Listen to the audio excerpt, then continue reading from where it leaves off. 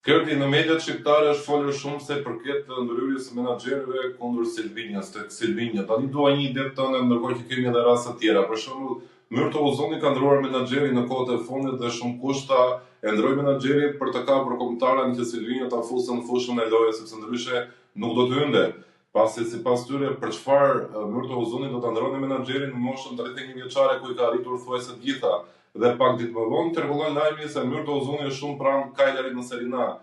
Pra, duke përfituar dhe nga statusi i faktit që Federata Shqiptare e Futbollit ka lidhur marrëveshje me Federatën Italiane të Futbollit që lojtarët shqiptarë të mos quhen të huaj atje, kjo është një ndihmë e madhe që e ndihmoi shumë Zhegrova, tani do ta ndihmojë edhe Uzunin.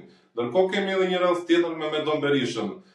Fali Ramadani është menaxheri Medon Berishës, Fali Ramadani është menaxheri i Silvinjës. Medon Berisha në momentin që askush nuk e njifte, shkoi në Europianin e Gjermanisë pa pritur, na abiti të gjithëve, madje dhe luajti kundër Spanjës në ndeshjen më të rëndësishme për ne, dhe tani Medon Berisha ndodhet në një super form, por Silvinja nuk po aktivizon, megjithëse është po prapë Fali Ramadani menaxheri të dyve. Tani është ky Silvinja bashkë me Fali Ramadanin, apo është ky Silvinja kaq i çuditshëm sa askush nuk e kupton.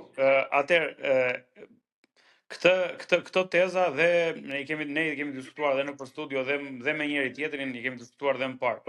Por un kam një tezë të timen ku them që rezultatet janë ato që përcaktojnë jo vetëm fatin, po përcaktojnë statusin e personit. Pra rezultatet. Nëse ke rezultate mund të jesh më i keq, mund të kesh bërë çdo gjë nga këto. E kupton, mund të kesh bërë dhe gjëra të tjera që janë më të poshtra se kjo, por rezultati është treguesi, pra matesh me rezultat. Dhe kështu në këtë kuadër Silvinjo matet me rezultatin dhe bravo i qoftë që ka arritur deri në këtë pikë ku ne nuk e besonim, ne uronim, po nuk e besonim për shkak të nisjes keqe që bëri kombëtarja jon. Po themi dhe në Nations League më parë, po edhe fillimet e kualifikuesve të botrorit. Kështu që unë nuk dua ta besoj më këtë gjë. Unë e kam thënë personalisht, e kam thënë në studio, e kam thënë për Muçin, pse nuk aktivizohet Muçi. Që Muçi për mendimin tim është një talent shumë i mirë dhe një lojtar me vërtet shumë i vlefshëm me një vlerë të caktuar, gati 15 milionë euro, luante te Beşiktaş, luante te Trabzoni.